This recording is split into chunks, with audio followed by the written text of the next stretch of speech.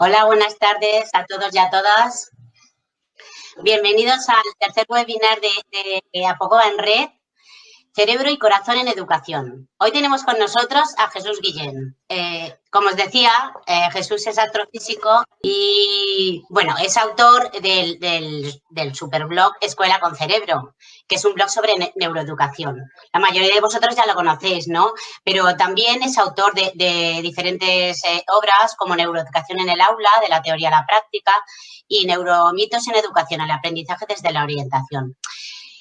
Forma parte del Consejo Asesor de Cuadernos de Pedagogía, que todos nosotros y todas nosotras lo usamos bastante. Y hoy nos va a ser muy útil esta conferencia porque yo pienso que como orientadora podemos ver las ventajas que tiene la neuroeducación para aprender, para tomar decisiones, planificar y adaptarse a nuevas situaciones, cosas que cada día todos los días cada uno de nosotros solemos poner en marcha en los centros. Os dejo con Jesús Guillén. Jesús, antes de nada, disculpa, antes de entrar, os recuerdo un poco, normas, simplemente, igual que hemos hecho hasta ahora. No está permitido grabar el webinar. Ya sabéis que por protección de datos, Jesús nos ha dado permiso a Apocoba. Colgaremos este vídeo, no os preocupéis. Seguramente la semana que viene, dejarnos un poco de tiempo para editarlo. Entre mañana y pasado colgaremos la videoconferencia de Alberto del Mazo y la semana que viene la de Jesús. Por favor, no pasar el enlace para que podamos nosotros disfrutar primicia de Jesús, porque al fin y al cabo la gente lo va a poder tener a disposición la semana que viene. Como os digo, colgaremos el vídeo y luego recordaos que está el WhatsApp, el grupo de WhatsApp para hacer las preguntas relacionadas con la ponencia de Jesús. Aquellas que ya habéis enviado, habréis leído lo que os he informado. Jesús va a intentar ir entrelazándolas en toda su ponencia, en todo su contenido. Esas ya las dejamos para que Jesús lo incruste donde crea conveniente. A partir de ahora, todas las preguntas que le hagáis, Maribel, que la estaréis viendo en pantalla ahí a la derecha, pues después hará esas consultas. Un ratico bueno, una horita con Jesús y a partir de entonces las cuestiones. Adelante, Jesús, muchas gracias. Pues muchas gracias, Javier, Fernanda, todo el equipo de Apocoba y muchas gracias a todas vosotras y vosotros que nos vais a acompañar pues, en este ratito. Estoy tremendamente contento de poder compartir esta hora con todas vosotras y vosotros. Y la primera pregunta que me gustaría haceros es ¿cómo estáis? Que es la primera pregunta que tendríamos que hacer en cualquier clase, especialmente en estas sesiones online que se están dando actualmente por las cuestiones que ya conocemos. Espero que se escuche bien. Ahora voy a compartir pantalla y vamos a ver, me decís si todo se ve correcto. Comparto ahora pantalla, me está diciendo Javier que se oye bien y ahora os voy a compartir pues un pequeño power. A ver, vamos a hablar sobre neuroeducación. El tema es complejo porque da para mucho. Pero bueno, ya adelanto que la idea es compartir tres cuestiones críticas que a mi modo de ver nos sugiere esta época actual del COVID-19. Vamos a hablar también de tres factores críticos desde la perspectiva de la neuroeducación, tres evidencias básicas para un buen rendimiento académico del alumnado que provienen de las revisiones, de los metaanálisis. ¿Qué nos dicen los estudios también sobre la importancia de las familias? Y a partir de ahí acabaremos con un bloque específico. Se han identificado 7 factores críticos, 7 claves para una buena salud cerebral. Lo que haremos es llevarnos esas 7 claves al mundo educativo. ¿Qué es lo que queremos hacer siempre? Buscar la relación entre lo que dicen las evidencias empíricas y las aplicaciones prácticas en el aula o en cualquier otro contexto educativo. Entiendo que todas estas cuestiones que vamos a analizar son de interés para cualquier educador. Y lo digo así, educador, me da igual, orientador, asesor, profesor, padre, madre, etcétera, etcétera. Pues si os parece bien, comenzamos. Hace poco me enviaron esta imagen y a mí me gustó mucho, ¿no? Donde aparece el Titanic que se está hundiendo y los profesores, pues como si fueran los músicos del Titanic, que mientras el barco se estaba hundiendo no paraban de tocar, los profesores no paraban, de enviar tareas, actividades online. Y esto pues me dio pie para pensar qué es lo importante en la educación en los tiempos actuales o en cualquier otro tiempo, y es lo que realmente queremos también analizar en este webinar. A mí hay 3 cuestiones que me sugieren esta época actual del COVID-19. La primera, y todas ellas tienen implicaciones educativas, la primera es: el ser humano tiene una capacidad de adaptación espectacular. ¿Con qué facilidad nos adaptamos a situaciones novedosas? Esto es fantástico porque guarda una relación directa con una de las funciones ejecutivas básicas, la flexibilidad cognitiva, que está asociada también a la creatividad, que es importante en los tiempos actuales de la inteligencia artificial. Una segunda cuestión que me sugiere es la capacidad de resiliencia del ser humano. No somos responsables de los problemas que nos surgen, pero sí de cómo los afrontamos. El papel nuestro, de los educadores, de los adultos, es más importante que nunca, para que nos vean realmente nuestros hijos, nuestro alumnado, etcétera, etcétera. La resiliencia es uno de los factores críticos en un buen programa de educación emocional. Se habla mucho de la autoestima, pero qué importante trabajar en cualquier etapa educativa esta resiliencia, y se trabaja muy bien a través de casos prácticos hechos reales. Y una tercera cuestión que me viene a la memoria cuando pienso en esta época actual del COVID-19 es realmente todo lo relacionado con el cerebro social. Y es que así somos los humanos, seres sociales desde el nacimiento. Y es la gran lección de vida que estamos aprendiendo en los tiempos actuales. Tenemos que pensar en el prójimo, en los mayores, en las personas más vulnerables, en los pequeños, en todo. Por lo tanto, flexibilidad cognitiva, resiliencia, cerebro social. Y si me permitís, paso a analizar brevemente 3 factores críticos en el aprendizaje desde la perspectiva neuroeducativa. El primero, la sorpresa. Qué importante es la sorpresa. Al cerebro le encantan las sorpresas. Esto lo ha analizado muy bien un compañero nuestro, el neurocientífico Fabrizio Bagliarini. Básicamente lo que hacían los investigadores era sorprender a los estudiantes 20, 25 minutos antes de trabajar un contenido curricular en el aula. La sorpresa no guardaba ninguna relación con lo que se iba a trabajar en el aula. ¿Y qué veían los investigadores? Que si esta sorpresa se daba 20 o 25 minutos antes de trabajar un contenido curricular o 20, 25 minutos después, como consecuencia de la sorpresa, los estudiantes consolidaban mejor lo estudiado en el aula. Cosa que no ocurría si la sorpresa se daba 4 horas antes o 4 horas después, o si se convertía en rutinaria. Bueno, estas cuestiones el buen profesorado siempre las ha conocido, y de hecho estas investigaciones lo que hacen es confirmar muchas veces lo que el buen profesorado de alguna forma ha intuido. Para ahí entra la ciencia, no solo para suministrarnos evidencias sobre lo que funciona, sino también por qué funciona. Importante, la sorpresa en el aprendizaje. No nos pasemos, porque si nos pasamos podemos estresar a nuestro alumnado. Los buenos hábitos también son importantes. Flexibilidad, equilibrio. Segundo factor crítico en el aprendizaje, la alegría. La alegría es un refuerzo positivo que al cerebro le encanta repetir, cosa que no ocurre en situaciones de miedo, estrés prolongado, trauma, etcétera, etcétera. A nivel neurocientífico lo que se ha visto es que a mayor grado de curiosidad suscitado en el aprendizaje, se activan más esas regiones del llamado sistema de recompensa cerebral, en donde participa el neurotransmisor dopamina, ligado a la motivación. Esta mayor activación de estas regiones, como el núcleo accumbens, lo que permite es un mejor flujo de información con otras regiones que participan directamente en el aprendizaje. Por ejemplo, la corteza prefrontal o el hipocampo. Siempre lo supimos. Cuando estamos motivados es más fácil aprender. Qué importante también que nosotros, los adultos, los docentes, los educadores, estemos motivados, contagio emocional, que puede ser positivo o negativo. Tercer factor crítico, el vínculo que ves en esta imagen. Un bebé, el papá, la mamá, el bebé recién nacido le saca la lengua, el bebé te saca la lengua. Estamos programados para aprender a través de la imitación, de la interacción social prácticamente desde el nacimiento. Somos seres sociales, como comentábamos anteriormente.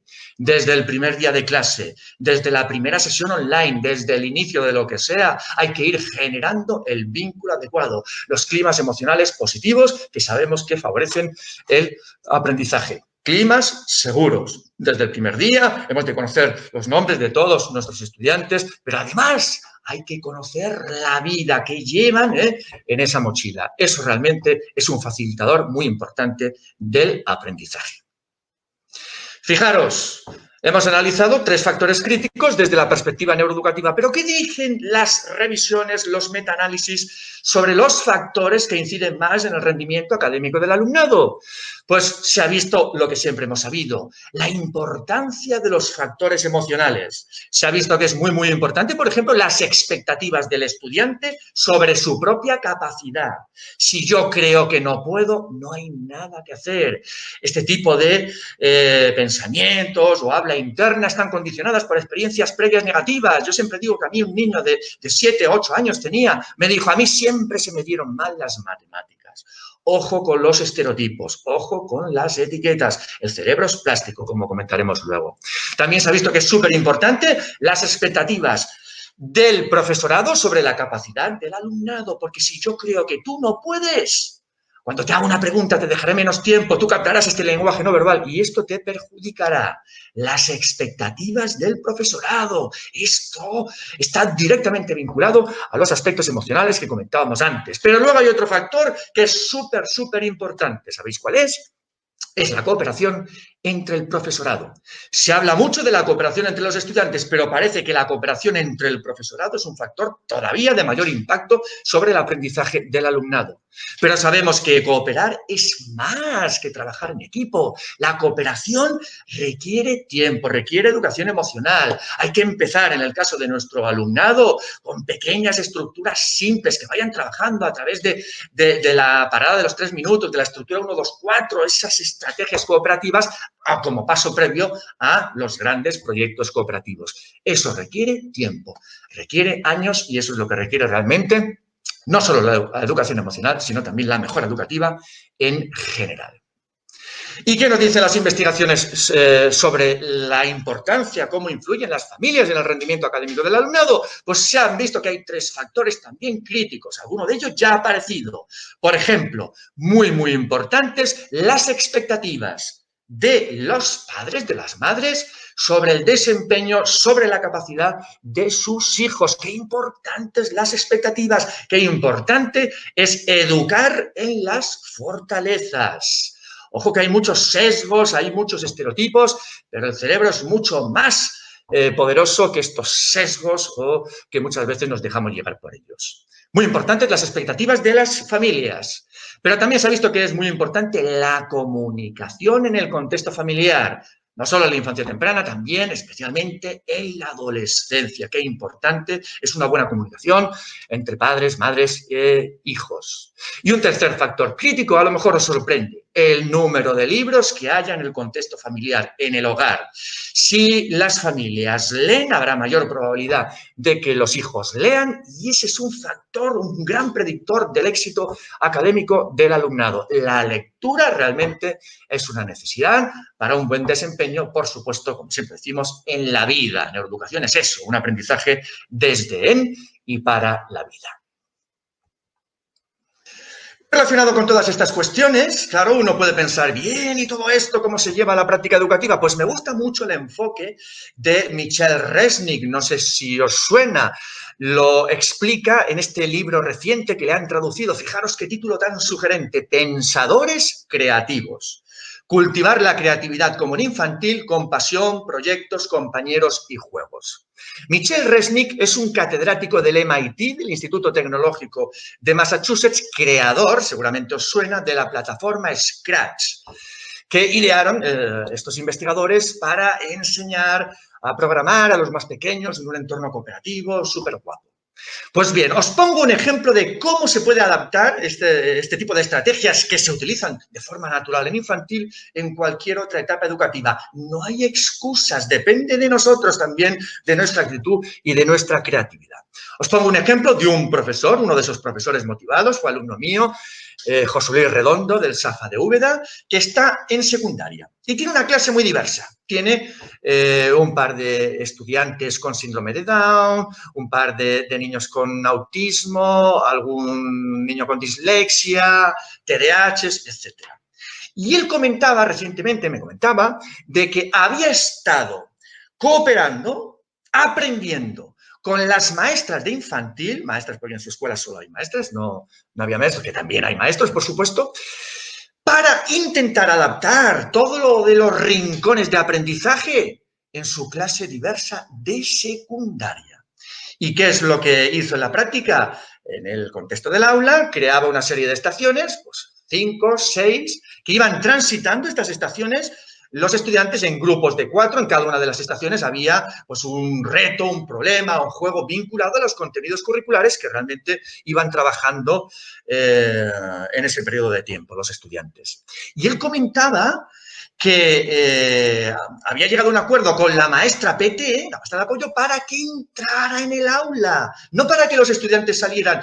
Y explicaba que los estudiantes, el chaval con síndrome de Down, el otro con autismo, al principio eran un poquito reacios, se sentían mejor saliendo fuera. Pero claro, un profe motivado como este, pues realmente no puede aceptar esto, realmente verá por una atención a la diversidad adecuada, por una escuela inclusiva. Y él comentaba que a través de un trabajo adecuado, trabajando dinámicas de estos buenos programas de educación emocional, al final conseguía que realmente quisieran quedarse los estudiantes en clase.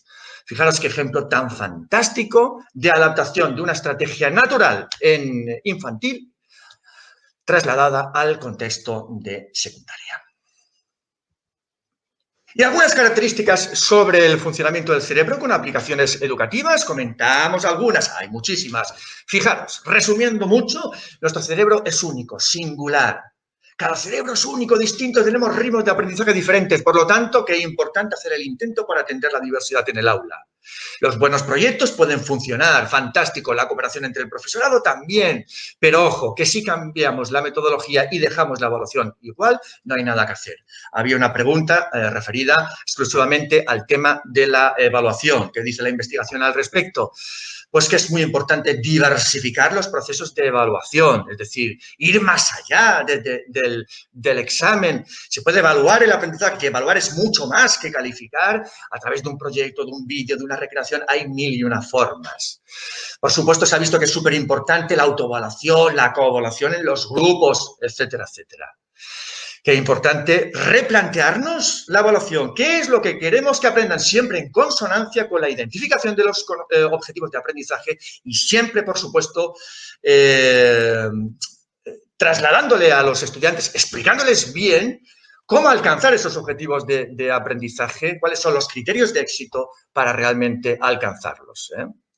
El cerebro también es multisensorial. No, esto de los estilos de aprendizaje visual, kinestésico, auditivo, parece que está más cerca de ser un neuromito que no una realidad. Parece que aprendemos mejor cuando integramos de forma natural los diferentes canales sensoriales. Luego pondremos algún ejemplo al respecto. El cerebro es holístico, global. Por lo tanto, trabaja las 24 horas del día, también durante el sueño, una gran actividad cerebral, como comentaremos luego. ¿Esto qué implicación tiene? Bueno, pues qué importantes son los proyectos multidisciplinares, qué importante es el enfoque transversal, porque lo que parece que ocurre es que cuando hacemos participar más regiones cerebrales distintas, más circuitos, más redes neurales distintas, el aprendizaje es más global, más eficiente. El cerebro es tremendamente plástico, está cambiando continuamente, reorganizándose a nivel funcional y estructural. Y esto a nivel educativo, ¿qué sugiere? Que debemos esperar la mejora de todos nuestros estudiantes. Todos es todos. Esto está vinculado a algo que se llama como, seguramente lo conocéis, mentalidad de crecimiento. Los estudiantes que creen que pueden mejorar sus capacidades, sus habilidades a través de la dedicación, del esfuerzo, de escuchar buenos consejos de los padres, de las familias, de los profes, ante retos más complicados se exponen más, son más perseverantes, más resilientes. Qué importante es enseñarles a los estudiantes cómo funciona su cerebro, esta idea de cambio, esta idea de que podemos responsabilizarnos de nuestro aprendizaje. Qué importante es elogiarles por el esfuerzo y no por la capacidad. Lo has hecho bien porque lo has trabajado bien, no porque eres muy listo. Este eres muy listo genera lo que se llama mentalidad fija, la idea fija sobre nuestras capacidades. Y qué importante también desterrar esos estereotipos, que no están en consonancia con lo que sabemos sobre nuestro cerebro plástico. Recuerdo una mamá que me dijo, la maestra ha dicho de mi hija que tiene 4 añitos que nunca irá a la universidad. Eso es tremendamente dañino. Aprender puede ser complicado. Desaprender cuando se ha dado este aprendizaje en situaciones de miedo, estrés prolongado, trauma, tremendo. Y el cerebro también es tremendamente social, lo hemos comentado antes, que es importante también fomentar estas estrategias sociales, cooperativas, en el contexto del aula. Eso no quiere decir que no haya que trabajar en determinados momentos también a nivel individual. Y cuando hablamos de social hay que vincularlo a lo emocional, porque nuestro cerebro también es tremendamente emocional. Qué importantes los buenos programas de educación emocional, que se pueden trabajar en cualquier etapa educativa. Hay toda una serie de procesos, de dinámicas que permiten trabajar competencias socioemocionales básicas en los tiempos actuales, empatía, autorregulación, asertividad, resiliencia, etcétera, etcétera. Empezando, si queréis, en esa hora de tutoría o similares y luego a través de un enfoque transversal. Y ahora sí, pasamos a estos 7 factores críticos que se han visto que son básicos para una buena salud cerebral y que todos ellos tienen realmente muchas implicaciones educativas. Si os parece bien, los vamos enumerando y vamos a la vez que justificándolos brevemente, no tenemos tiempo para más, y buscando alguna implicación educativa. Empezamos por el primer factor. La salud integral. Sí, el cerebro tiene que funcionar bien, pero en conexión con el resto de órganos, también los intestinos, el hígado, el corazón. Y es que es así realmente como funciona el cerebro, integrado en un cuerpo que realmente está interactuando con el entorno, con el ambiente. A nivel cerebral, lo que se ha visto es que hay una compartición de redes cerebrales. Hay, por ejemplo, redes que participan de lo motor, de lo sensorial, que también participan de lo cognitivo. Ahí tenéis un ejemplo de lo que se llama cognición corporizada, la conexión cuerpo-cerebro. Se ha visto que, por ejemplo, cuando estamos explicando, como en este caso la profesora, un concepto de física, una magnitud que se llama momento angular vinculada al giro y hace girar la rueda mientras va explicando, parece que se optimiza el aprendizaje, algo que puede parecer simplón, pero que no lo es tanto. De hecho, por ejemplo, en el aprendizaje inicial de la lectura se ha visto que las niñas y niños aprenden mejor a leer no solo cuando ven las letras, cuando escuchan los sonidos, sino cuando practican el gesto de la letra. Esto es un ejemplo de integración de los diferentes sentidos que comentábamos antes, o redes que comparten cuestiones emocionales y cognitivas. Por ejemplo, en tareas de laboratorio se les muestra a los participantes imágenes que corresponden a contextos emocionales positivos o negativos, se les pide recordar una información y que se observa que ante contextos emocionales negativos se activa la amígdala, pero ante contextos emocionales positivos se activan zonas vinculadas al hipocampo, una región del cerebro que interviene en la consolidación de las memorias y del aprendizaje. Y no solo eso, sino que los participantes recuerdan mejor la información. Es decir, no podemos separar lo emocional de lo cognitivo. Los climas emocionales positivos favorecen el aprendizaje. ¿Y por qué se caracterizan? Pues bueno, lo hemos adelantado antes. Son climas seguros, los estudiantes no tienen miedo a equivocarse, cooperan, participan, en donde las expectativas son positivas, en donde se va generando ese vínculo tan importante desde el primer día de clase, de curso, de lo que sea. Y esta idea global de funcionamiento del cerebro nos lleva a algo que creemos que es súper importante, que son las funciones ejecutivas del cerebro, relacionadas con la atención, con la memoria, con el autocontrol, y que se han visto que realmente son básicas para todo, para el rendimiento académico del alumnado, para el bienestar personal, para el éxito en la vida. Son súper importantes. En neurociencia se habla de 3 básicas: control inhibitorio, más o menos autocontrol, flexibilidad cognitiva, capacidad para adaptarnos a tareas novedosas, y memoria de trabajo. Bueno, no es realmente una memoria, tal como se entiende. La memoria de trabajo nos permite almacenar y también manipular pequeñas cantidades de información en breves periodos de tiempo. Se entienden muy bien estas 3 funciones ejecutivas, por ejemplo, en el teatro. En el teatro, la obra de teatro, el estudiante tiene que recordar el papel, memoria de trabajo en acción, tiene que aprender a esperar su turno, control inhibitorio, que se equivoca el compañero y modifica el guión, hay que adaptarse a la nueva situación, flexibilidad cognitiva, y esto en un contexto social, es lo más. La investigación que sugiere que parece que hay que ir más allá de lo cognitivo, el enfoque global del que comentábamos anteriormente, y que parece que la mejor estrategia para trabajar las funciones ejecutivas es tener en cuenta lo que sabemos que las perjudica. No dormir las horas adecuadas, la soledad, la mala salud, el estrés prolongado, etcétera, etcétera. Es decir, hay que tener en cuenta lo cognitivo, pero también las necesidades físicas, sociales y emocionales de todo nuestro alumnado. Por eso son tan importantes el juego, las artes, el deporte, los buenos programas de educación emocional, etcétera, etcétera.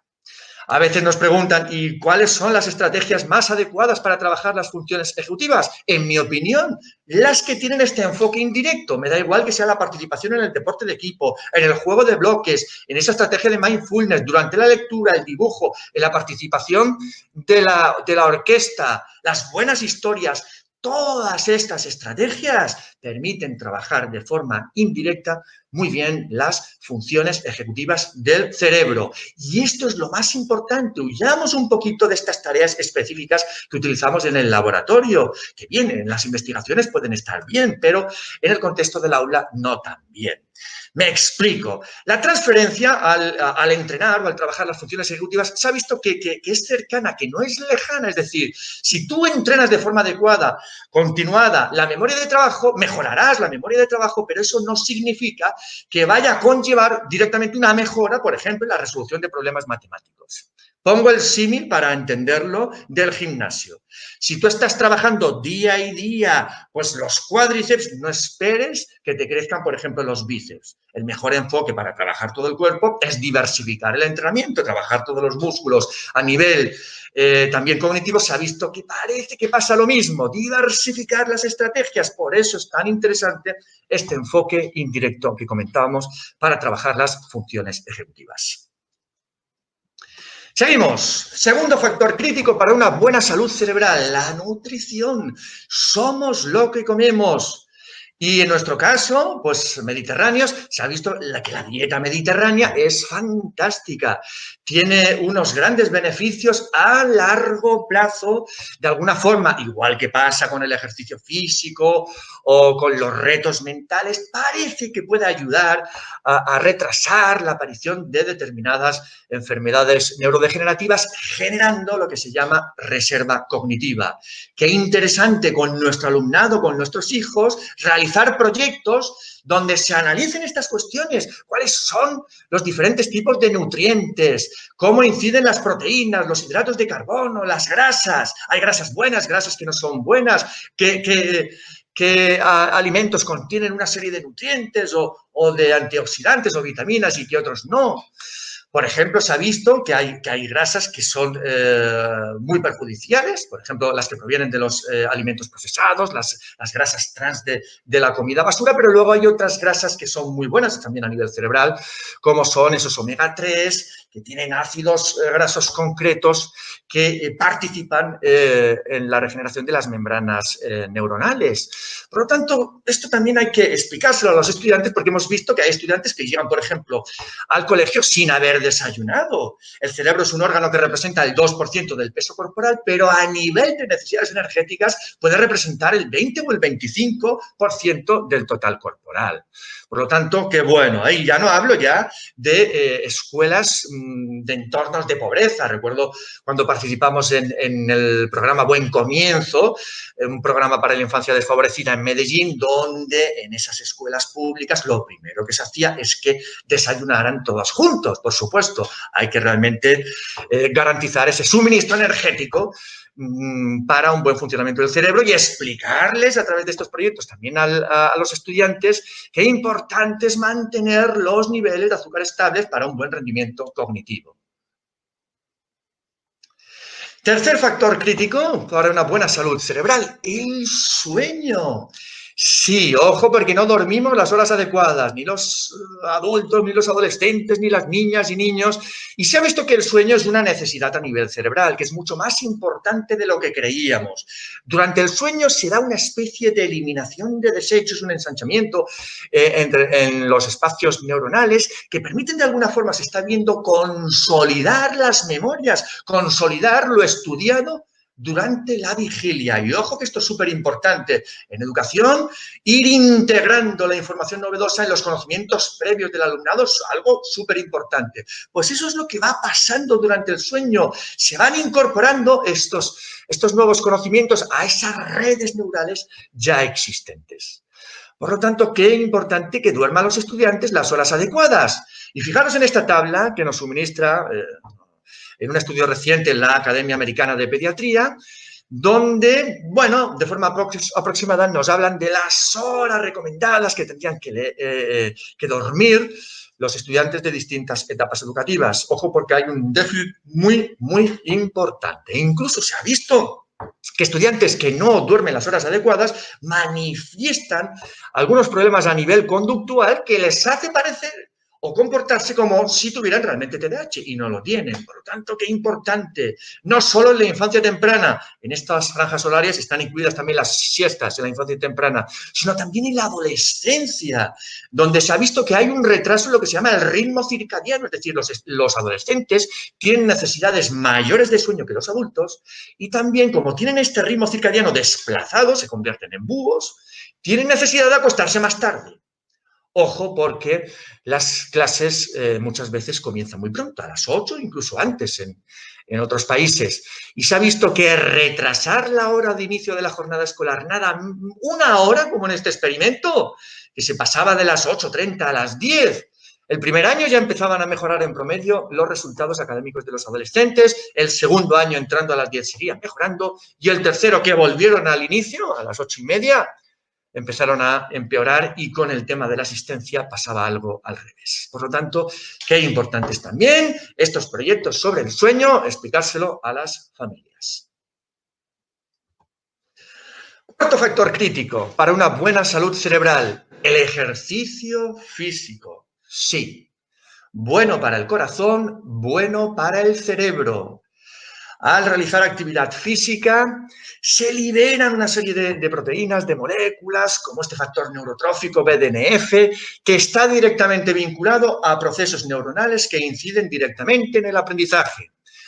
Fortalecimiento de las conexiones neuronales, más neuronas, llega más sangre, más glucosa a las neuronas para mejorar su funcionamiento, se liberan neurotransmisores que participan directamente en procesos atencionales básicos, dopamina, serotonina, súper importante el ejercicio. Se ha visto, por ejemplo, en adolescentes, preadolescentes, incluso en la infancia, que aquellos que tienen mayor capacidad cardiorrespiratoria tienen un volumen del hipocampo mayor. Hemos comentado ya que el hipocampo participa directamente en el aprendizaje, en esa memoria que se llama explícita, que es la que predomina en el aula, consciente, que podemos verbalizar, Se ha visto, por ejemplo, esto lo analizó un neurocientífico famoso, John Ratey, que comenzar la jornada escolar con 15 minutos o 20 de actividad física o juegos activos que elegían los propios estudiantes, esto tenía realmente una repercusión positiva, no solo en la mejora de la salud física de los adolescentes, sino también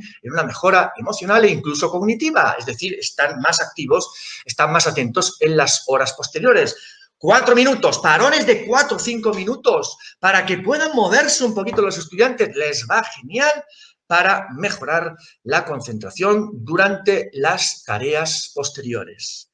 Qué interesante, qué importante que no estén siempre en el mismo entorno de aprendizaje, que puedan desplazarse, que no estén toda la jornada de forma pasiva sentados, especialmente los más pequeños. Se ha visto que, relacionado con esto, qué importantes son los entornos naturales. En la infancia temprana, así es como tendrían que aprender las niñas y niños, integrando lo sensorial, lo motriz, en un entorno natural. Así se desarrolló el cerebro, cogiendo la hoja, tocándola, oliéndola, mirándola.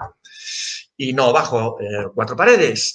Pero es que además se ha visto que un simple paseo por un entorno natural de unos 15 minutitos les va genial a todos, también a los adultos, especialmente a los estudiantes hiperactivos. Es como si de alguna forma esos depósitos de neurotransmisores que se han vaciado como consecuencia de una mayor necesidad de atención focalizada, pues de alguna forma se regeneraron. Es una forma de hablar un poco simplona. Las vistas a entornos naturales, incluso ya hace años que se vio que tenían un impacto positivo en personas que se recuperaban de determinadas cirugías, operaciones, etcétera. Se ha visto incluso en investigaciones recientes que las personas que han crecido en entornos naturales tienen una menor reactividad de la amígdala y un mejor funcionamiento de la corteza cingulada anterior, que participa en los procesos de autocontrol, de atención ejecutiva, que las personas que se han criado, desarrollado en entornos urbanos.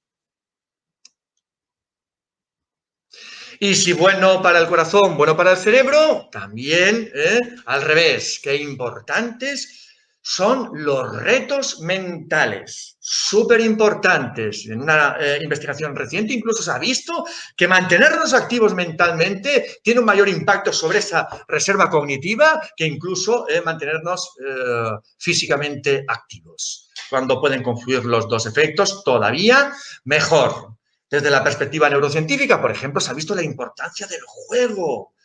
Durante el juego se activan estas regiones del sistema de recompensa cerebral de las que hablábamos al principio, debido a dos elementos vinculados al juego que tienen grandes implicaciones educativas. Uno, el reto asociado al juego, de alguna forma ya lo hemos mencionado, efecto sorpresa, y el otro, el feedback suministrado durante el juego que permite al jugador seguir avanzando, aprendiendo, superando etapas. Qué importante es el feedback. Antes hablábamos de la evaluación que tiene que ser diversa, que tiene que ir más allá de la calificación, pero qué importante es el feedback en el aprendizaje, que tiene que ser conciso, sobre la tarea, rápido, identificando las cosas buenas que se han hecho y las cosas que se pueden mejorar. Eso se ha visto que tiene un gran impacto en el cerebro. También se ha visto durante el juego que se desactiva lo que se llama la red neuronal por defecto. La red neuronal por defecto está muy activa cuando dejamos vagar la mente, cuando nos aburrimos, lo cual en determinados momentos del día también es bueno para el cerebro. ¿Por qué? Porque esta red neuronal por defecto está vinculada a la aparición de ideas creativas. Cuando estamos atascados en un problema, podemos aparcarlo y el cerebro sigue trabajando y a lo mejor cuando nos levantamos de la siesta o salimos de la ducha o venimos de hacer ejercicio, tenemos más información para afrontar ese problema. Pues bien, aquí durante el juego no interesa que esté activa, entre comillas, esta red neuronal por defecto, sino que esté desactivada, entre comillas, porque aquí durante el juego lo que interesa es estar centrado en la atención externa. Lo externo es el juego, no en lo interno. Qué importante, por lo tanto, integrar de forma natural todo lo lúdico en cualquier etapa educativa. Ahí también hablamos de gamificación, que se puede aplicar hasta en la universidad. Pero gamificar es mucho más que una historia de puntos, rankings, gadgets, etc. Es una narrativa que hemos creado en consonancia con los objetivos de aprendizaje, donde nos planteamos cómo van a participar los estudiantes en primera persona, en tercera, van a poder modificar la historia o no, acto creativo, van a cooperar, no, y luego ya integramos cualquier mecánica típica del juego, sean tablas, puntos, insignias, rankings, lo que quieras, pero gamificar es mucho más que eso. Y cuando hablamos de reto mental, de movimiento, qué importantes también, por ejemplo, los patios escolares como oportunidades de aprendizaje. Aquí tenéis un ejemplo de un compañero que se lleva a sus estudiantes al patio y va integrando a través de lo lúdico, a través de lo artístico, los diferentes contenidos curriculares. Mientras van trabajando cuestiones de biología, van jugando a la rayuela, dibujan, por ejemplo, cuestiones vinculadas a los cambios de estado o las figuras geométricas y miden en acción la longitud de la circunferencia para estimar el número pi. Esto también es reto, es aprendizaje activo, es lo lúdico integrado en el aprendizaje, es súper importante. Y cuando hablamos de retos mentales, lo cognitivo, por supuesto, también los buenos proyectos. Pero se ha visto que no todos los proyectos tienen un impacto positivo sobre el aprendizaje. Se ha visto que los que impactan más tienen en cuenta lo que comentábamos antes, los conocimientos previos del alumnado, clarifican los objetivos de aprendizaje, construyen sobre lo que ya saben los estudiantes y también se ha visto que los profes que realmente desarrollan buenos proyectos tienen mayor tendencia a cooperar, etcétera, etcétera. Aquí tenéis un ejemplo, por ejemplo, de un proyecto en el contexto de las matemáticas, optimización, cálculo de máximos, mínimos, podríamos haber empezado explicándoles a los estudiantes cómo se calcula un máximo o un mínimo con el lenguaje típico de las derivadas, pero no, empezamos con una pregunta abierta. ¿Por qué esta tableta de chocolate tiene esta forma de prisma triangular? Y vamos guiando el proceso de aprendizaje, lo cual es muy importante, no dejarlos solos, guiarlos a través de otras preguntas que pueden sugerir ellos mismos. Pues comparaban esta estructura con otros volúmenes, con otras superficies, iban al supermercado, hacían un estudio de ingresos, costes y así van aprendiendo cuestiones vinculadas a los máximos y mínimos y también es una estupenda forma de desarrollar la creatividad en acción.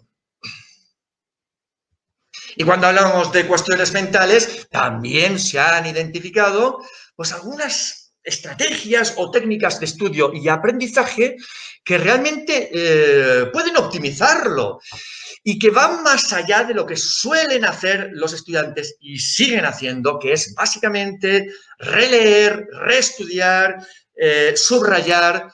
Y muchas veces lo que ocurre es que se crean ilusiones de competencia. Cuando estoy continuamente releyendo, reestudiando, pues y ya he identificado la idea básica, no tiene sentido seguir perseverando en el proceso. O incluso cuando subrayamos una lectura, un texto, un libro, se crean esas ilusiones de competencia. ¿Por qué? Porque creemos que esa información va a quedar almacenada en la memoria a largo plazo, consolidación, pero no es así.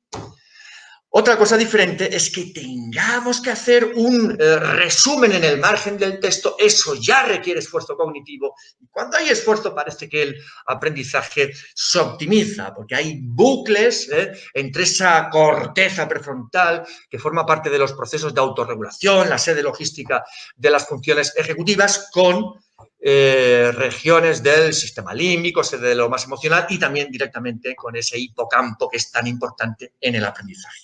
Básicamente, cuando hablamos de aprendizaje explícito, la idea es que tiene que haber básicamente 3 fases: codificación, consolidación y evocación. Simplificando mucho, nos llegan los estímulos sensoriales, manipulamos esa información, no se sabe exactamente cómo, pero se van convirtiendo esos inputs en huellas de memoria, ahí interviene en el proceso de almacenamiento de la información el hipocampo y durante el sueño se van sedimentando los diferentes recuerdos en las diferentes partes de la corteza. Luego, para evocar esos recuerdos, por supuesto, tiene que estar consolidada la información y también poder evocarla, ahí interviene, se ha visto, la corteza prefrontal. Si os parece bien, comento rápidamente estas 10 estrategias que se han visto que son súper potentes. La primera, ponte a prueba. Sí, plantearnos preguntas, intentar evocar recuerdos. No estoy hablando del examen como herramienta de calificación, no. Estoy hablando de que cuando, a través, por ejemplo, de un cuestionario al final de la clase, donde tú le planteas, a través de estas preguntas, lo más importante que se ha trabajado, el hecho de intentar recordar esta información, este esfuerzo que hace el estudiante por recordarla, esto se ha visto un impacto positivo sobre el aprendizaje. Es lo que se llama la práctica del recuerdo o de recuperación. Intentar recuperar esa información se ha visto que es súper positivo para el aprendizaje. La segunda, distribuye el aprendizaje. Mejor que una sesión de estudio de 3 horas el último día, 1 hora un día. Otra hora 2 días después, dejamos un día para el tema del sueño, otra hora 2 días después, tan simple como eso. Espaciar el aprendizaje parece que es mejor que agruparlo. La pregunta, ¿y qué tiempo tenemos que dejar entre sesiones de estudio? Pues no lo sabemos, no hay soluciones únicas. El tiempo como mínimo que nos permita volver a retocar esa información sin realmente haberla olvidado, es decir, que se hayan formado esas redes o esos pequeños circuitos neuronales y se vayan consolidando como consecuencia de la nueva práctica. La tercera, mezcla la práctica de problemas o temas. Mejor que 10 ejercicios sobre el teorema de Pitágoras, por ejemplo, intercalar los procedimientos de resolución. El primero sobre el teorema de Pitágoras, el segundo sobre el producto de polinomios, el tercero sobre cálculo de área de paralelogramo, el cuarto sobre división de polinomios. Parece que este esfuerzo que tenemos que hacer por adaptarnos a cada uno de los procedimientos de resolución tienen un efecto positivo sobre el aprendizaje. Esto es lo que se llama la práctica intercalada. La cuarta, hazte preguntas antes de estudiar, antes de comenzar un tema, antes de ver un vídeo, sin tener miedo a equivocarnos, a que los estudiantes lleguen a soluciones erróneas. El mero hecho de hacernos estos planteamientos, de reflexionar, ya se ha visto que es útil para el aprendizaje. Luego, a través del feedback adecuado, ya iremos reorientando esta información. Quinta, plantéate el porqué de las cosas, es lo que se llama la interrogación elaborativa, plantearnos los porqués, intentando vincular la información novedosa con lo que ya sabemos. Esto es metacognición. ¿Por qué Júpiter tarda más en dar un giro alrededor del Sol que Marte? Porque la velocidad de traslación es menor, porque la masa es mayor. Este esfuerzo por vincular la información novedosa con lo que ya sabemos se ha visto que optimiza el aprendizaje. Y ahora hablamos de metacognición, que es básica la metacognición. Se trabaja muy bien la metacognición a través, por ejemplo, de rutinas de pensamiento. Sexta, cerebro multisensorial. Combina las imágenes con las palabras. Esto se llama codificación dual. Es decir, consiste en hacer una imagen o dibujar una imagen, un gráfico de esa neurona, de esa sinapsis, identificando las partes más relevantes en el mismo dibujo y a través de un resumen identificando esas partes relevantes. Es decir, combinar el texto con la imagen del gráfico parece que optimiza el aprendizaje. Codificación dual. Séptima estrategia, evita distracciones. A veces nos preguntan, ¿cuál es la mejor forma de estudiar? En silencio. Si la tarea requiere demanda cognitiva, en silencio. ¿Por qué? Porque la música, especialmente si tiene letra, evoca recuerdos, nos distrae. No existe la multitarea a nivel cognitivo. Si tenemos que estar resolviendo un problema que requiere, que tiene dificultad, no puede estar sonando la música, el móvil, respondiendo, ¿no? A nivel motriz, sí que podemos hacer muchas cosas a la vez. O si, por ejemplo, estamos realizando una tarea que está automatizada y no requiere esfuerzo cognitivo, también. Por lo tanto, lo mejor en silencio. La octava, haz parones. Los parones pueden ser activos, como os he comentado, o pasivos, para mejorar realmente la eficiencia durante la tarea. Está, por ejemplo, la técnica Pomodoro, 20 minutos a tope, hacemos un parón, luego otros 20 minutos. Bueno, lo que sabemos es que la atención es un recurso limitado y no podemos focalizar la atención durante periodos de tiempo prolongados. Ahí intervienen muchos factores a nivel individual, motivacionales, etcétera, pero hay que hacer parones. Novena, lee en voz alta. Antes hablábamos de plantearnos el porqué de las cosas. Relacionado con eso está la autoexplicación también, el plantearnos preguntas a través del diálogo interno o en voz alta, pero parece que en voz alta se optimiza mejor el aprendizaje que no en silencio. Por lo tanto, no tener miedo a autoexplicarnos nosotros en voz alta, a plantearnos preguntas sobre lo que estamos analizando, estudiando e intentando vincularlo con lo que ya sabemos. Y la décima, cerebro social. Enseña a otros. Ahora comentaremos una metodología que se basa en esto, la tutoría entre iguales.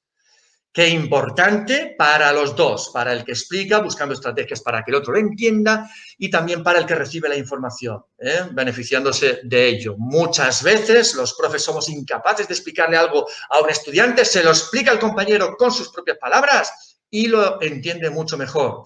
¿Por qué? Porque nosotros tenemos automatizado el aprendizaje y ya no recordamos realmente cómo lo aprendimos, mientras que los alumnos lo acaban de aprender. Aquí tenemos algunas ideas claves por si os pueden servir.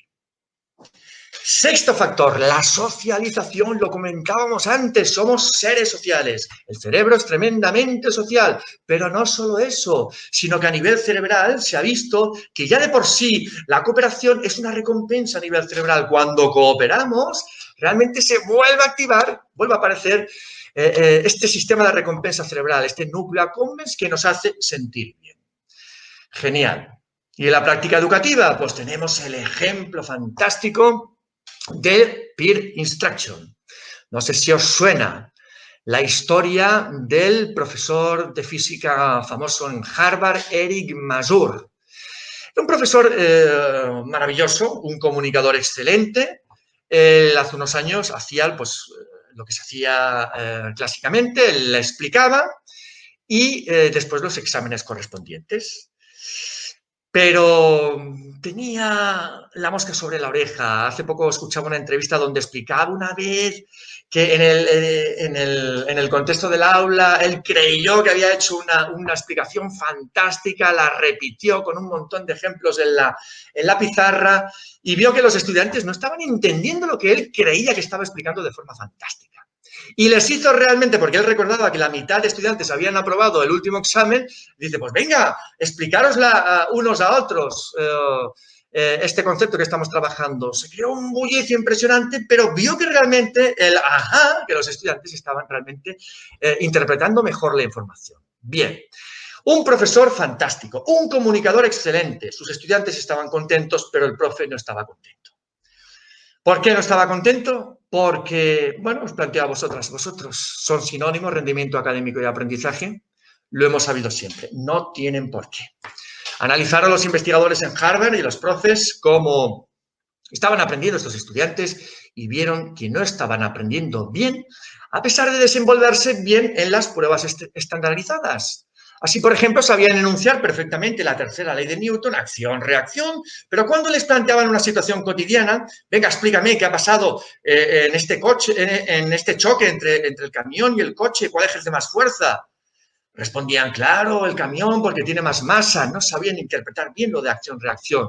O sabían resolver circuitos eléctricos con la simbología típica que se podía utilizar desde secundaria, pero cuando les planteaba esa situación concreta, ¿qué ha pasado con este LED o este cortocircuito? Cortocircuito a nivel cerebral. Por lo tanto, cambió la metodología y creó este peer instruction ya en los años 90, que es una especie de antecesor del flip learning, del aprendizaje invertido. Básicamente les hacía preparar los contenidos en casa y cuando llegaban al aula, breve explicación, unos minutitos del profe.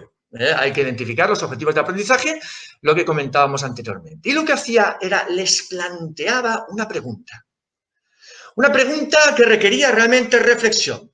Y tenían que reflexionar a nivel individual. Hay muchos vídeos famosos donde se ve a los estudiantes votando con un clicker, pero lo del clicker bueno, ¿se pueden utilizar recursos digitales o no? No es lo importante el clicker. Él veía los resultados después de la reflexión a nivel individual en la pantalla del ordenador y seguía un patrón de actuación. Como la pregunta era de razonamiento durillo, el porcentaje de respuestas correctas normalmente estaba entre el 30 y el 70. Y después de eso, ¿qué hacía? Los agrupaba en parejas, especialmente los que habían votado de forma diferente, para que discutieran, analizaran, reflexionaran y volvían a votar. El porcentaje de respuestas correctas se incrementaba.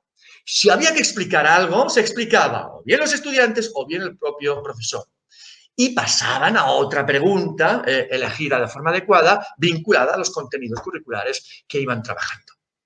Analizaron el impacto de esta metodología y vieron que de esta forma aprendían mejor los estudiantes. ¿Cuál era el factor crítico? ¿El de la inversión, el de darle la vuelta a la clase? No, el factor crítico era la interacción entre estudiantes. Es un ejemplo fantástico de socialización, de cerebro social en el aula y de aprendizaje activo. Y cuando hablamos de cerebro social en el aula, estamos hablando de esto también, replantearnos los espacios para que los estudiantes puedan cooperar en proyectos multidisciplinares, que puedan participar estudiantes de distintas etapas educativas, que puedan participar en estos proyectos profes de distintas materias, porque así es la vida real. En la vida real no hay esta distribución y mucho menos jerarquía de asignaturas. Y eso mismo realmente se puede fomentar también en las clases online actualmente. Por lo tanto, qué importante acercar la educación a la vida real. Siempre decimos que para que el aprendiz realmente aprenda de verdad, tiene que tener sentido y significado lo que está haciendo. Hay que construir sobre lo que ya sabe y vincular lo que estamos haciendo a cuestiones cotidianas, teniendo en cuenta, por supuesto, sus intereses. Eso será una forma más fácil de motivarlo. Y el séptimo factor crítico es lo que se llama el plan vital. ¿Cuál es nuestra misión? A nivel de estudios neurocientíficos, Esto se comprobó en el famoso estudio longitudinal de Snowdon, donde analizaron los hábitos de monjas, vivían en un mismo entorno, seguían los mismos hábitos, las mismas tareas, comían lo mismo, realizaban actividades parecidas. ¿Y qué vieron los investigadores? Pues que las monjas que cuando hicieron el voto manifestaron más emociones positivas, es decir, les gustaba más lo que hacían, mostraban una actitud más positiva ante la vida, eran más longevas, vivían más años que las otras. Interesante. Y no solo eso, sino que cuando analizaron sus cerebros observaron esas placas amiloideas típicas de enfermedades neurodegenerativas como la Alzheimer, pero sin embargo, estas monjas que vivían más de 100 años, algunas, no manifestaban a nivel conductual la enfermedad. Qué importante. La misión, nuestra actitud, nuestro papel. A veces nos preguntan, ¿cuál es la mejor forma de trabajar las funciones ejecutivas? Y yo respondo, a través de nuestro ejemplo. Si no nos ven nuestros hijos, nuestros estudiantes, que nos centramos intentando resolver un problema, atención ejecutiva, memoria de trabajo, que si no nos agobiamos y sabemos gestionar las emociones, control inhibitorio, que si sabemos aceptar la opinión discrepante, adaptarnos a situaciones novedosas, hacemos el esfuerzo por ser creativos, flexibilidad cognitiva, esta es la mejor forma de trabajarlas, a través de nuestro ejemplo. De hecho, en la infancia temprana se han identificado 3 factores críticos en el aprendizaje. Aprendizaje por imitación, empatía y el trabajo en atención conjunta. Nos lo llevamos lo de la misión al terreno educativo y que nos sugiere, pues bien, los proyectos educativos que parece que tienen un mayor impacto sobre el aprendizaje son estos. Una necesidad educativa y social. Los proyectos APS, aprendizaje-servicio, donde se vinculan los contenidos curriculares al servicio de la comunidad. Me da igual cuál sea. La identificación, como en aquel proyecto de que en el hospital de la zona había un déficit de las transfusiones sanguíneas, la necesidad de apoyo a personas necesitadas en el entorno cercano, etcétera, etcétera. En estos proyectos, que son sociales y que son cooperativos, participan de forma natural estudiantes de distintas etapas educativas según sus necesidades, profesores de distintas materias. Hay que ir fomentando este comportamiento cooperativo entre el profesorado, los equipos directivos, las entidades sociales, las familias también pueden participar, no solo en la celebración del proyecto, sino durante el mismo. Así es la vida real. Recapitulamos los 7 factores críticos para una buena salud cerebral y todos ellos tienen realmente implicaciones educativas. Salud integral, enfoque global para trabajar las funciones ejecutivas. Nutrición, somos lo que comemos, qué importante enseñar estas cuestiones a los estudiantes sobre desayuno, hacer varias comidas al día, etcétera. El sueño, una necesidad cerebral, los estudiantes tienen que dormir las horas adecuadas. Cuarta, el ejercicio físico, bueno para el corazón, bueno para el cerebro, qué importante también incorporar mayor movimiento en el aprendizaje. La quinta, los retos, el entrenamiento cognitivo, súper importante la sorpresa, la variedad, la novedad. Muy importante integrar de forma natural lo lúdico, los buenos proyectos multidisciplinares, aplicar esas tareas, estas estrategias de estudio y aprendizaje que se han visto que son beneficiosas, especialmente aquellas basadas en el poder de las buenas preguntas que fomentan esa reflexión sobre lo que se está estudiando, aprendiendo, esa metacognición. Sexto, la socialización, somos seres sociales, hablamos de la cooperación a todos los niveles, no solo entre los estudiantes, también entre el profesorado, con las familias, una técnica muy potente, la tutoría entre iguales. Y la séptima, el plan vital. ¿Cuál es nuestra misión? Muy importantes en educación, los proyectos aprendizaje-servicio. ¿Qué es lo importante en la educación? Me encanta esta frase del amigo Fernández Bravo. La única metodología fiable dentro de cualquier paradigma educativo es la vocación. Y ahora más que nunca. No intentemos replicar lo que hacemos en las clases normales a través del online porque se hunde el barco y nos estresamos los profes, los estudiantes. Y cuando realmente hay entusiasmo, pasión y se vincula, por supuesto, todo esto con el conocimiento que se da por hecho, es más fácil adaptarnos a las situaciones novedosas como las que nos plantea la pandemia actual. Y es que, como siempre decimos, lo más importante, y eso hoy más que nunca, son las personas. Lo más importante en la educación son las personas. Por lo tanto, no perdamos de vista el cómo estás. Es seguramente la pregunta más importante que deberíamos hacer a nuestro alumnado actualmente en las clases online. Y a partir de ahí, construir, identificando qué es lo importante y evaluando siempre su impacto sobre el aprendizaje, en consonancia con los objetivos de aprendizaje identificados.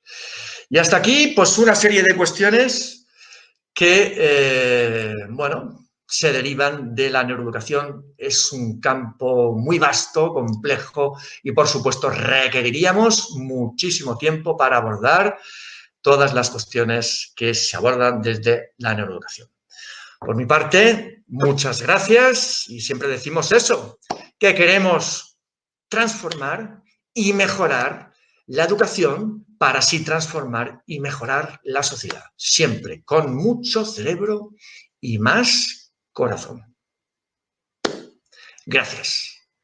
Y si os parece bien, dejo de compartir después de una hora non-stop. Quizás no es la forma más adecuada de trabajar estas sesiones online. A mí me gusta más interactuar, pero bueno, a efectos prácticos, por la grabación del vídeo, pues quizás sí que facilita el objetivo. Entonces, lo que podemos hacer, como decía Javier antes... Disculpa, Jesús. Maribel, cuando quieras puedes empezar con las cuestiones y ahora con vosotros. Fantástico, pues podemos pasar a las preguntas, asumiendo, por supuesto, que no hay soluciones únicas en educación, que el tema es súper complejo y hoy más que nunca, y que lo primero hay que cubrir las necesidades, porque, a ver, nosotros somos unos privilegiados, pero conozco muchos casos, muchas familias que no tienen recursos y que en un pequeño entorno están viviendo un montón de personas sin haber cobrado lo que tenían que haber cobrado, etcétera, etcétera. Por no hablar ya de los recursos digitales. Yo, cuando apareció lo de la pandemia, estaba realizando una investigación en una escuela pública. Precisamente habíamos elegido la escuela pública con necesidades de los estudiantes grandes y, bueno, pues esas niñas, niños, pues estábamos en infantil, con niñas y niños de 5 años, pues no hay muchos que no cubrían las necesidades básicas. Por lo tanto, ¿cómo se van a plantear las clases online con esos chavales? Es difícil, la situación, que a veces nos lo miramos solo desde nuestra perspectiva, pero hay muchos mundos y submundos. Y hay que ser solidario, claro. Bueno, Jesús. Jesús, ¿me escuchas? Sí, perfectamente. Sí. Vale. Mira, tu exposición, la verdad que nos ha gustado mucho. Todo el mundo está haciendo comentarios muy positivos y ha suscitado muchas preguntas. Si te parece, comienzo, ¿vale? Sí. Una pregunta que nos hace María es ¿cómo se pueden cambiar esas expectativas negativas que un alumno puede tener sobre sí mismo?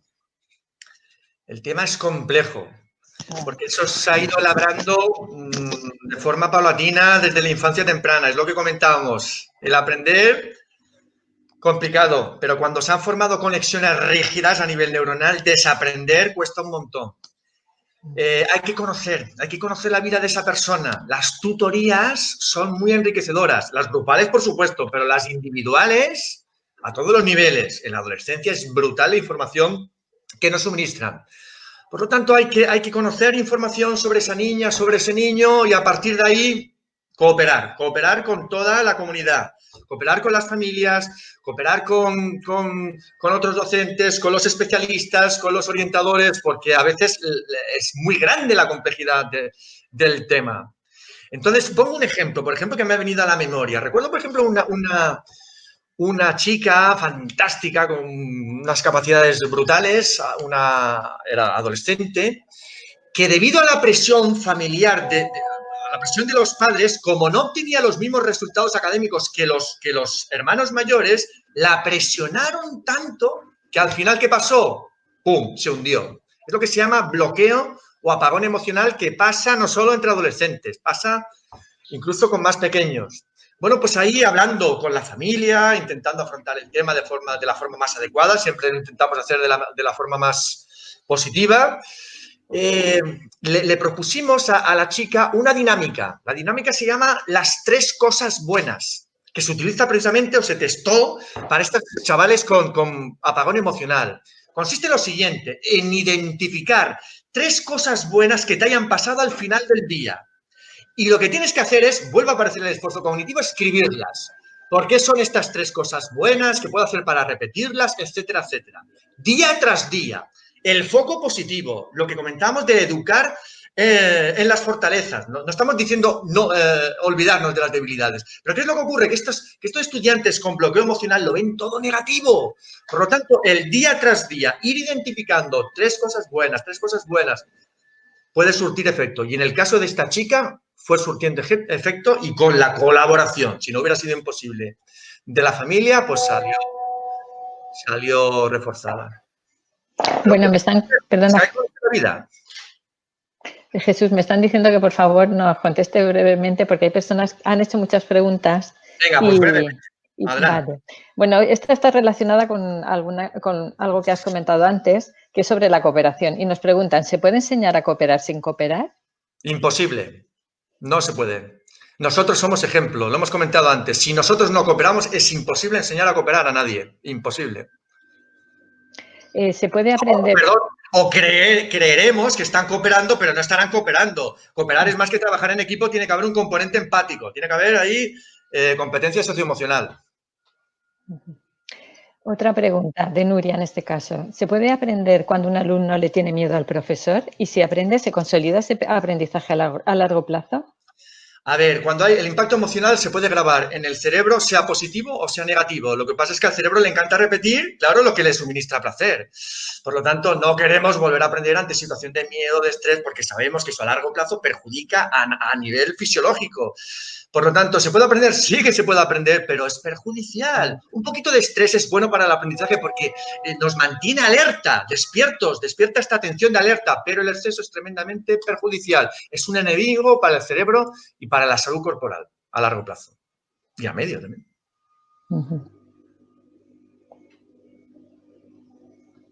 Pero queremos quedarnos, por supuesto, con el foco positivo, con la experiencia agradable, no desagradable. Otra pregunta. ¿Sería bueno trabajar de manera transversal áreas como las matemáticas a través de la educación física? De esta manera, al tener más partes activas, ¿se potenciaría más ese aprendizaje? Se debería hacer y se hace. Conozco, por ejemplo, un par de alumnas que crearon un programa donde vinculaban contenidos de matemáticas, en concreto de geometría, con un programa de danza y matemáticas. Y pues a través de los movimientos concretos al sonido de la música, pues venga, giro completo, 360, giro parcial, 90, ángulo tal. Y crearon una unidad específica vinculando danza con matemáticas. En el caso de la educación física hay un montón de ejemplos. ¿Por qué no se pueden aprender las tablas de multiplicar mientras se salta la comba? Que eso es un procedimiento o un aprendizaje, si se quiere, implícito, que requiere repetición. Pues por supuesto les motiva más y les encanta. Se debería hacer, y os puedo asegurar, años atrás, cuando yo estaba con adolescentes, que la profesora de latín entraba con naturalidad en clase nuestra de física. Y yo, como profesor de física, entraba también en la clase de la profesora de latín. Depende de nosotros, de nuestro ingenio para crear esos proyectos multidisciplinares que permitan trabajar a través de este enfoque transversal. Se puede y se debe. Bueno, hay diferentes opiniones en torno a la edad de aprendizaje de la lectura, pero la pregunta es, ¿a qué edad está recomendado o está más maduro el cerebro para comenzar este aprendizaje? No hay ninguna edad fija, básicamente porque se ha visto que el ritmo de maduración de estas rutas, de estos circuitos que se han visto que son básicos en el aprendizaje inicial de la lectura es diferente para cada niño o niña. Es decir, estas rutas neurales en una niña o niño pueden estar maduras a los 4 o 5 años y podemos empezar a enseñarles a leer, y otro hasta los 7 pues no está maduro. El tema está cuando empiezan las comparaciones. La pregunta es, ¿habría que empezar a los 7 como hacen en Finlandia? A los 7 más o menos estas rutas neurales están prácticamente maduras en todas las niñas o niños. La pregunta que nos planteamos es, ¿y otros que puedan aprender a leer antes tienen que esperar a los 7? En mi opinión, no tendrían que aprender. Si pueden aprender antes, pero hay que tener en cuenta las necesidades y no agobiar, porque cuando empiezan a aparecer las comparaciones, los estereotipos, se hace un daño increíble. Ya con los disléxicos ya es tremendo. Mira, fulanito que está leyendo y tú no. Ese es uno de los grandes retos de la educación, que puedan aprender según sus necesidades específicas los estudiantes, según sus ritmos. Por lo tanto, no hay edad. No hay ninguna investigación en neurociencia que nos demuestre que hay una edad específica.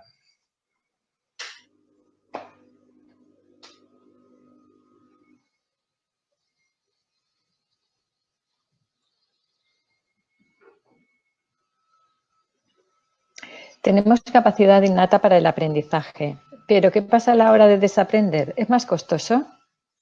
Es complejo, lo hemos comentado antes, sí. En el caso de los bebés se ha visto que tienen predisposiciones para aprender, por ejemplo, matemáticas. Hay un sentido numérico innato para aprender física. Cuando ven, por ejemplo, un objeto que atraviesa una pared, se quedan embobados. No puede ser que viole las leyes de la física. Incluso conocimiento a nivel probabilístico. Se puede realmente tener en cuenta todo este aprendizaje innato. Sabemos que el cerebro no es una tabla rasa. El tema del desaprendizaje, bueno, cuando se han formado conexiones rígidas, la cosa es compleja. Se puede, pero dependiendo la situación en la que se haya dado el aprendizaje puede ser más difícil o menos difícil. Cuando se ha interiorizado de forma repetida a través de situaciones de trauma, alguna conducta o algo, incluso puede requerir pues, la ayuda clínica. Se puede. El cerebro es plástico. Está claro que hay periodos sensibles que optimizan el aprendizaje, pero podemos aprender durante toda la vida. Nos costará más o menos. En la adultez es menos flexible, menos plástico, pero se puede. La práctica básica en el aprendizaje. El aprendizaje real requiere esfuerzo, no hay vuelta de hoja, lo hemos comentado, lo del esfuerzo cognitivo. Otra pregunta relacionada es, cuando un alumno aprende algo de forma errónea, ¿qué estrategia puede utilizar el profesor para que pueda reaprender de nuevo de forma correcta? Tanto referido a conductas como a contenidos. Bueno, esto es muy complicado. Esto es como cuando nos preguntan ¿cómo aprende el cerebro? Bueno, ¿aprender qué? Porque hay diferentes tipos de aprendizaje. Bueno, pues hay que incidir. Si se ha identificado algo concreto que no se ha aprendido de forma adecuada, pues hay que incidir a través del camino opuesto, y a través de la práctica, de la repetición, es como realmente se van consolidando las memorias. A nivel cerebral se aplica aquello de úsalo o piérdelo. Por lo tanto, si hay que reforzar de forma diferente esas conexiones, pues se hace. Hay que volver. Pero que esto no coarte realmente la creatividad, porque muchas veces el que impere la solución única en la educación, esto es tremendamente negativo también. La vida real no es así, no predominan las soluciones únicas. Por lo tanto, fomentar también los problemas abiertos, las tareas abiertas, los procedimientos diferentes, también es bueno para ir optimizando estos recursos creativos de los estudiantes. Pero bueno, hay que identificar qué cuestión concreta se ha visto o que no se ha aprendido de forma adecuada y reforzar la que es adecuada. Y a partir de ahí... Bueno, Javier Martínez nos comenta que hay un libro que se llama Neuroeducación en el aula, de la teoría a la práctica, de Jesús Guillén, que está genial. ¿Y qué otros libros nos recomiendas para aplicar en educación lo que la neurología ha demostrado? ¿De neuroeducación? ¿Libros? Bueno, pues hay muchos libros. Yo el libro lo escribí porque, a ver, ya en el blog había trabajado estas cuestiones años atrás. Y cuando apareció el famoso libro, que también lo recomiendo, por supuesto, de Francisco Mora, de neuroeducación, yo vi que le faltaba un poquito el llegar al aula. El tema del aula no... Entonces, yo escribí el mío porque precisamente por ese vínculo, utilizar de forma divulgativa para que la entendiera todo el mundo, la información, pero siempre intentando buscar la conexión entre la teoría y la práctica en el aula.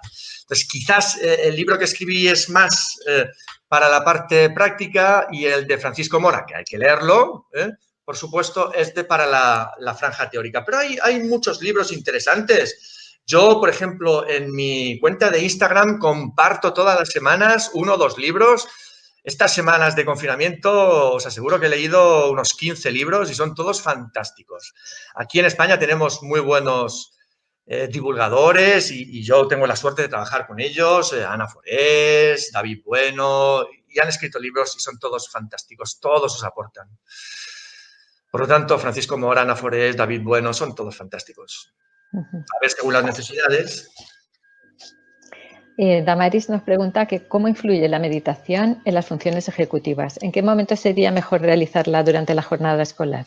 Fantástico. Lo que se ha visto es que el mindfulness tiene unos efectos beneficiosos. Ya se había analizado en medicina para combatir el estrés, pero también parece que tiene una incidencia positiva en esta atención ejecutiva vinculada a la concentración, aunque también se ha visto que la práctica es muy importante. Nosotros hemos implementado las estrategias de mindfulness integrándolas en los programas de educación emocional porque así se crean sinergias buenas, incluso con adolescentes y adultos. Y la pregunta, ¿en qué momento? El centro tiene que identificar las necesidades. Algunos centros eligen, por ejemplo, la primera hora cuando llegan los chavales, a las 8, a las 9. Otros entienden que llegan un poquito alterados del patio después del patio. Otros eligen a última hora de la tarde. Eso hay que ver las necesidades específicas del centro. Y se pueden ir implementando estas estrategias en la hora de tutoría perfectamente. O en cualquier otro momento. Como igual que se trabajan a través de dinámicas de los programas de educación emocional, a través de este enfoque transversal, cualquier momento es bueno para hacer estas cosas. Y pongo un ejemplo. Recuerdo estudiantes, adolescentes que eran adultos porque eran mayores de edad, que antes de un examen que les alteraba, que les ponía nerviosos como un examen de selectividad, te pedían unos minutitos de relajación porque sabía que les iba bien. Y os puedo asegurar que cuando lo hacíamos con adolescentes entraba prácticamente en estas dinámicas el 100% de los estudiantes, sin obligarles.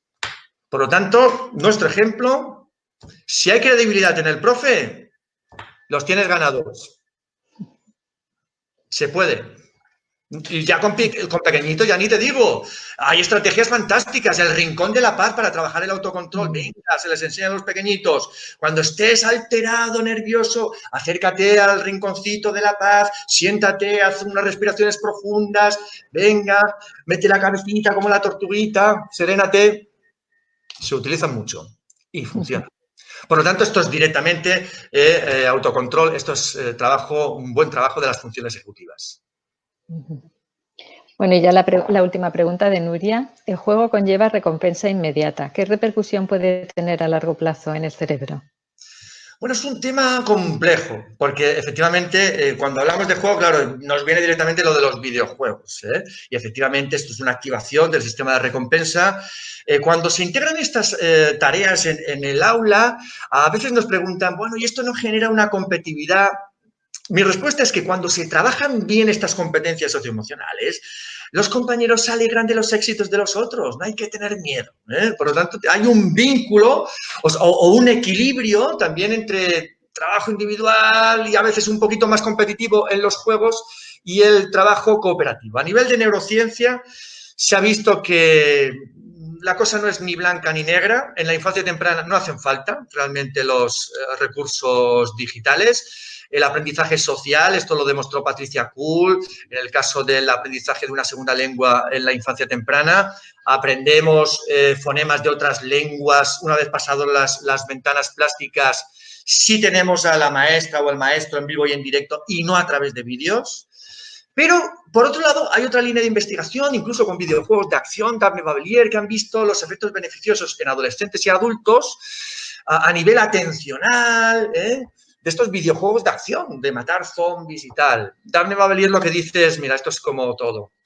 Como el vino, por ejemplo. Un vasito de vino te puede ir bien al corazón, 7 al día te irán mal. Por lo tanto, esto es término medio, tiene que haber un cierto control, sobre todo con los más pequeños, pero los nuevos tiempos son los que son. A nivel de recursos digitales, lo importante son los objetivos de aprendizaje. Si el recurso digital nos puede ayudar a alcanzarlo, genial.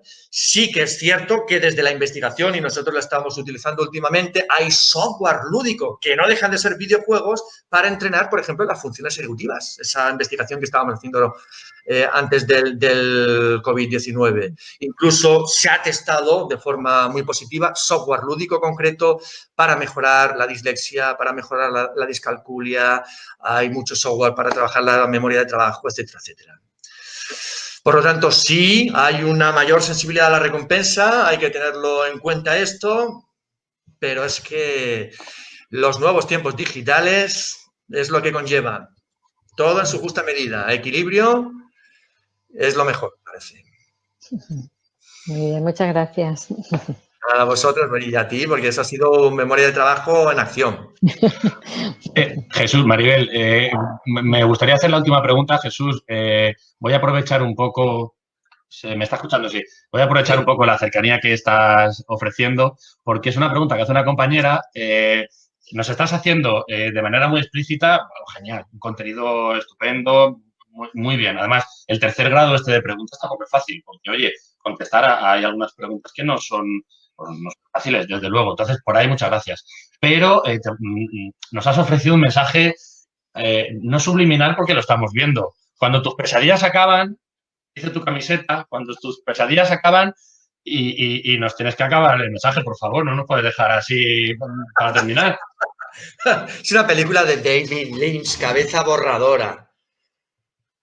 Yo soy muy cinéfilo y a los estudiantes les encantan los proyectos sobre el cine. Ojo, les encantan los proyectos sobre el cerebro, sobre la alimentación, sobre el ejercicio, pero también sobre el cine.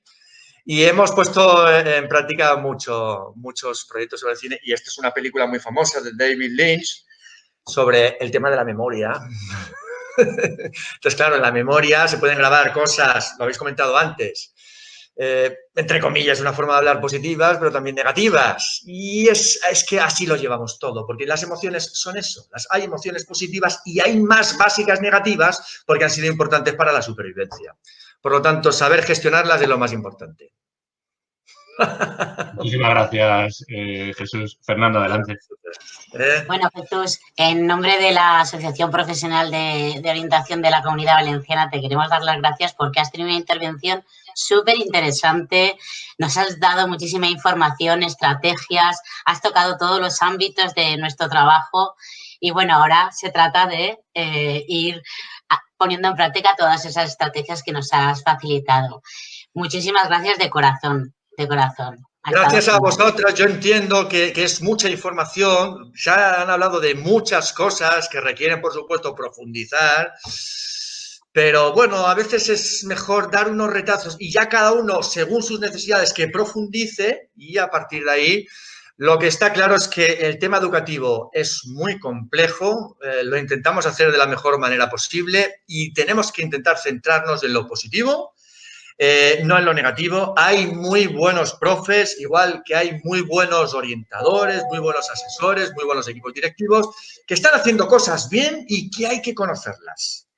Y a partir de ahí, entre todos, ir amplificando y mejorando la educación, que es lo que queremos.